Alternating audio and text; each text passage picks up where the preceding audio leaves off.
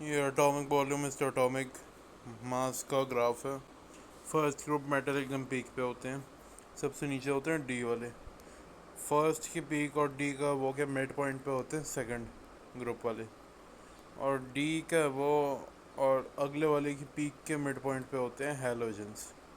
मूजले ने हमारा current periodic table दिया और मेंडलीव ने हमारा ओरिजिनल वाला दिया था जिसमें 1A 1B 2A 2B था।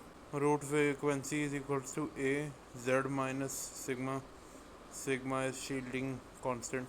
शील्डिंग कांस्टेंट कैलकुलेट कर रहे होते हैं।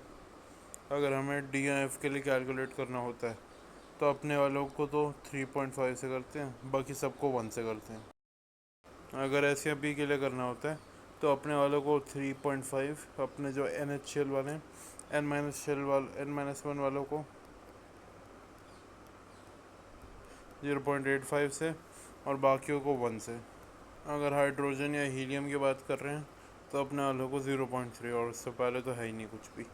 Z effective is directly proportional to positive charge, inversely proportional to negative charge। इस डायरेक्शन में जाने से सिग्मा की वैल्यू 0.85 से बढ़ती है और Z effective की वैल्यू 0.15 से बढ़ती है। एटॉमिक नंबर 1 से बढ़ता है। और अगर नीचे जाएंगे 2 से 3 में जंप होगा तो 0.9 से बढ़ेगी, बाकियों में कांस्टेंट रहेगा। फोन और एच और नोबल गैसेस गैस होती हैं, बाकी सारे दूसरे होते हैं। मर्क्यूरी, गेरियम, शीजियम, फ्रेंशियम और ब्रोमीन लिक्विड होते हैं, और यूयूबी भी लिक्विड होता है। सबसे पहले मैन ने बनाया था टीसी टेक्नेरियम, और सबसे पहले रेडियो एक्टिव बनाया था पीएम। जो ये नोबल गैसेस है इनका एटॉमिक साइज बहुत ज़्यादा होता है, ये इन सब से ज़्यादा होता है मतलब रिलेटिव पीरियड में, बिकॉज इनका वंडर वॉल रेडियस मेजर होता है, नॉट बिकॉज इनका रियल रेडियस मेजर होता है। रियल रेडियस पता ही नहीं है। बोरॉन, एलुमिनियम और फिर गैलियम तो क्या आते आते कम हो जाता है, तो मतलब पहले बोरॉन, गैलियम, एलुमिनियम, ये जो भी है ठीक है। इसका रीज़न है यहाँ पे डी ब्लॉक इंट्रोड्यूस हो जाता है ना, और उसकी शील्डिंग पुअर होती है। Z effective inversely proportional to size, तो गैलियम का साइज अगर कम होता है तो इसका मतलब गैलियम का जेड इफेक्टिव भी ज़्यादा होगा। हम लोग इस सीरीज़ को कंसिडर करें, इसको करें और इसको करें तो क्या होता है। फर्स्ट सीरीज़ का तो ऐसे हो जाता है समवॉट ऐसे, सेकंड सीरीज़ का ऐसे हो जाना था, तो थर्ड का भी ऐसे हो जाना चाहिए था, पर थर्ड हो जाता है कुछ ऐसा। Because of lanthanoid effect, lanthanoid contraction. क्या होता है जो ये है और जो ये है, यहाँ पे तो होना तो एल चाहिए ऐसे की तैसी इनकी जो भी, और लैंथेनॉइड के बाद ये सारे एलिमेंट्स आ जाते हैं, इतने सारे, तो इनके आने की वजह से साइज़ ड्रास्टिकली छोटा हो जाता है, क्योंकि एलिमेंट आने से छोटे होते हैं, जेड इफेक्टिव,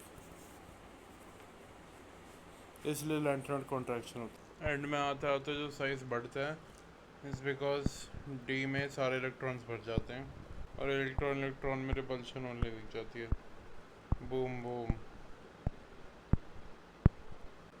इसलिए एकदम से एक्सपैंड हो जाता है।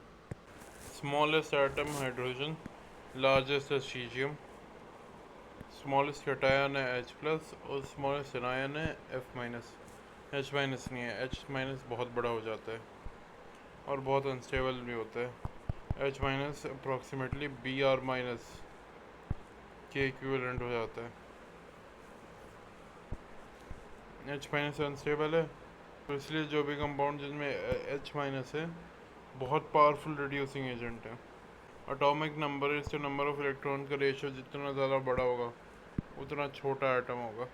यहाँ पे इलेक्ट्रॉन्स हैं 10 और एटॉमिक नंबर है 7, यहाँ पे 8/10, तो ये जितना ज़्यादा बड़ा है उतना एटम छोटा है, तो ये बड़ा होगा ये छोटा होगा, as you can clearly see here.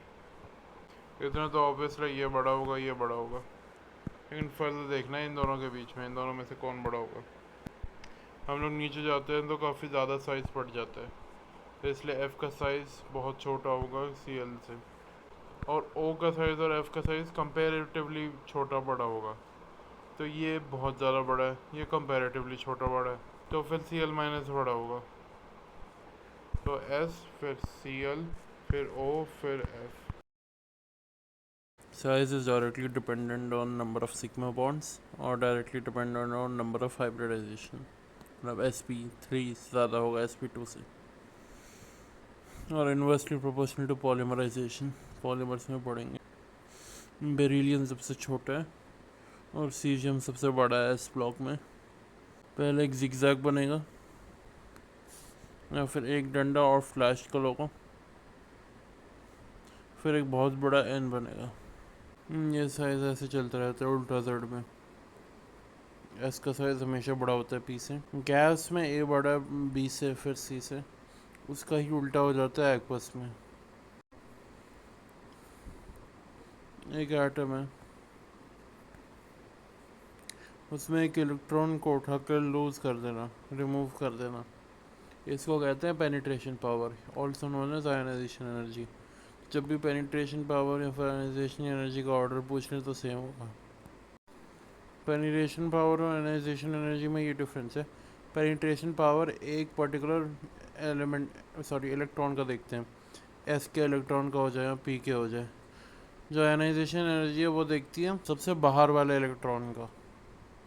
Ideally ionization का एनर्जी का ऑर्डर होना तो ऐसे ही चाहिए, पर ये जो ये है इसके एस के दोनों इलेक्ट्रॉन भरे हुए हैं, तो ये स्टेबिलिटी अटेन कर चुका है, इसलिए निकालना मुश्किल है। तो ये it will be harder than boron और एल्यूमिनियम। एंड ऑल्सो ये जो ये है नाइट्रोजन और फास्फोरस, पी का हाफ फिल कॉन्फ़िगरेशन है, तो इसको भी निकालना मुश्किल हो जाएगा, इसीलिए ये भी ऑक्सीजन और सल्फ़र से ज़्यादा हो जाएंगे। ये है रियल ऑर्डर। होना तो इसका सबसे ज़्यादा चाहिए, फिर इसका, फिर इसका। पर क्या होता है, इसकी जो पोलर शील्डिंग होती है इसकी वजह से ये नीचे आ जाता है समवॉट, कह सकते हो। इसकी जो वैल्यू होती है इसकी 6 होती है, और इसकी जो होती है इसकी 5.98 होती है। ट्रांजिशन कॉन्ट्रैक्शन, पहले तो लेंथ कॉन्ट्रैक्शन की वजह से ये यहाँ से यहाँ पे आ जाता है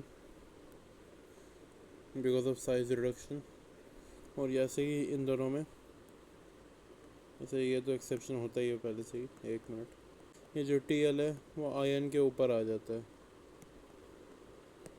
सिमिलरली लेड टिन के ऊपर आ जाता है। मेटल ऑक्साइड्स की बेसिसिटी उतनी ही ज़्यादा होती है जितना कम उसकी आयनाइजेशन एनर्जी होती है, तो ये ज़्यादा बेसिक होगा। यूजुअली जो रिड्यूसिंग एजेंट का काम होता है इलेक्ट्रॉन लूज करना, और इलेक्ट्रॉन लूज आयनाइजेशन एनर्जी में होता है। तो इस लॉजिक से जिसकी आयनाइजेशन एनर्जी सबसे कम होगी वो उसकी रिड्यूसिंग पावर सबसे ज़्यादा होगी। लेकिन इसमें एक्सेप्शन आ जाता है, आइडियली CS की आयनाइजेशन एनर्जी सबसे कम है, लेकिन लिथियम की सबसे ज़्यादा है रिड्यूसिंग पावर, क्योंकि इसमें एक और फैक्टर प्ले में आ जाता है जो हाइड्रेशन एनर्जी का है। हालांकि हाइड्रेशन एनर्जी भी बहुत ज़्यादा है।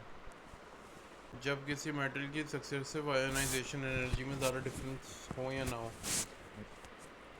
पर से एक है 1000, दूसरी है 2000, तीसरी है 4000, तो इसका मतलब है जो भी मेटल है उसकी ऑक्सीडेशन स्टेट कम होगी, मतलब लोअर ऑक्सीडेशन स्टेट में स्टेबल होगा। पर अगर किसी आयनाइजेशन एनर्जी में ज़्यादा डिफरेंस ना हो, 1000, 1050 और 1080 Ti ऐसी हो, तो इसकी हायर ऑक्सीडेशन स्टेट स्टेबल होगी, इसलिए जो Pb है उसकी +4 स्टेबल होती है Pb+2 से। सिमिलरली सिलिकॉन की +2 ज़्यादा स्टेबल होती है सिलिकॉन की +4 से। यहाँ पे भी यही बताया हुआ है, इन दोनों के बीच में डिफरेंस कम होगा तो ये हायर ऑक्सीडेशन स्टेट ज़्यादा स्टेबल होगी। डिफरेंस कम 11 इलेक्ट्रॉन वोल्ट के बीच में होना चाहिए। बेअल्गा इंटेल का ऑर्डर ये है। ऐसे देख सकते हो GaAl को सरपास कर जाएगा और TlIn को। अगर हम लोगों को सक्सेसिव एलिमेंट्स के जो 4 वाले कोने होते हैं उनको कंपेयर करना है तो जो हाफ फील्ड वाले स्टेबल है इनके बाद तो लग जाता है सीधा जेड, बाकी सब में लगेगा उल्टा जेड। ग्रुप नंबर 3 में स्कैंडियम और यटरबियम के बाद La जंप करके सरपास कर जाता है AC को। 5, 6 और 10 में बिल्कुल ही उल्टा ऑर्डर होता है, बाकियों में ये ठीक होता है फिर उल्टा हो जाता है। Delta H of ionisation is ionisation energy plus 3/2 RT। Delta H होता है किसी भी टेम्परेचर पे और आयनाइजेशन एनर्जी होती है 0 डिग्री सेल्सियस पे, सॉरी 0 डिग्री केल्विन पे, इसलिए टेम्परेचर फैक्टर जोड़ देते हैं आयनाइजेशन एनर्जी में। Electron gain enthalpy is equals to minus of electron affinity minus 5/2 RT। Electron affinity वही अपना 0 केल्विन पे होता है। ये 1 हमेशा पॉजिटिव होता है यूजुअली मोस्ट केसेस में, और ये 2 हमेशा नेगेटिव होता है, बहुत ज़्यादा नेगेटिव, इसलिए ये 1 प्लस ये 2 हमेशा नेगेटिव होता है। बेरिलियम और मैग्नीशियम दोनों की इलेक्ट्रॉन अफिनिटी नेगेटिव होती है बिकॉज वो 2 इलेक्ट्रॉन से फुली फिल्ड होते हैं। नाइट्रोजन की भी इलेक्ट्रॉन अफिनिटी नेगेटिव होती है बिकॉज ऑफ हाफ फील्ड, और इन सब की इलेक्ट्रॉन अफिनिटी नेगेटिव होती है। इनकी कम होती है लेकिन पॉजिटिव होती है, और इनकी भी कम होती है पर पॉजिटिव होती है। जिनकी इलेक्ट्रॉन अफिनिटी हाई होती है उनकी tendency to gain electron high, तो वो अच्छे ऑक्सीडाइजिंग एजेंट की तरह काम करते हैं। तो इसलिए Cl2 सबसे ज़्यादा अच्छा ऑक्सीडाइजिंग एजेंट होना चाहिए, बट ऐसा नहीं है। F2 है सबसे ज़्यादा अच्छा because of the high hydration energy और लो bond dissociation energy.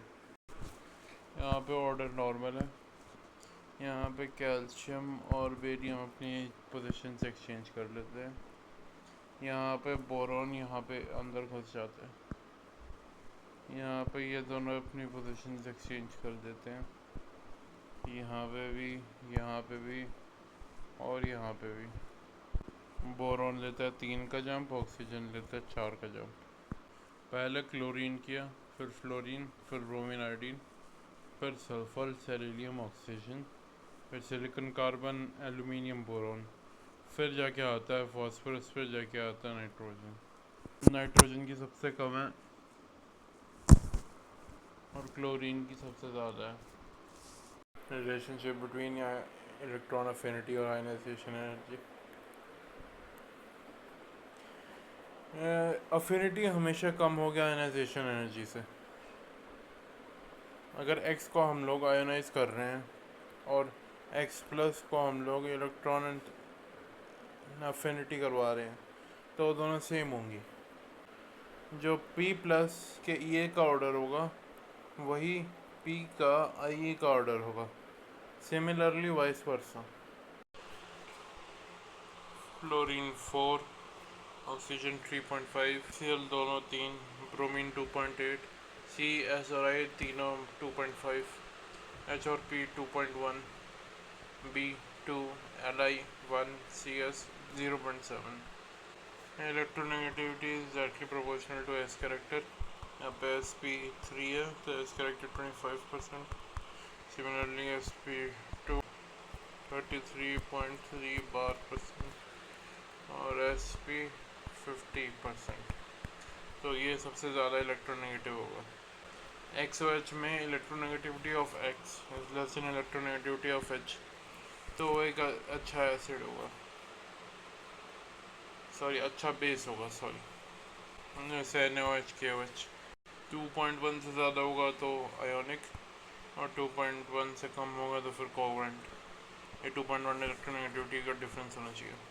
Lowest base character inversely proportional to size in group और inversely proportional to electronegativity in a period.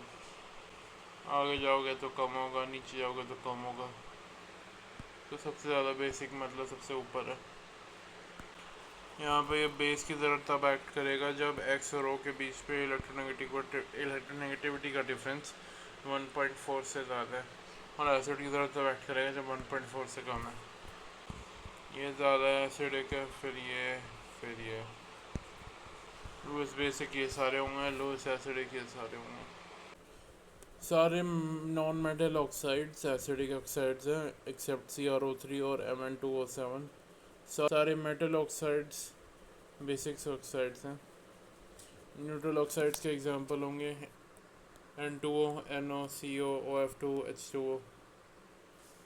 Amphoteric हो गए। +3 में हमारे पास है Sb, As, Cr, Ga और Al। +1 में Mn, lead और टिन। +2 में टिन, लेड, जिंक, बेरिलियम। और +5 में है वेनेडियम।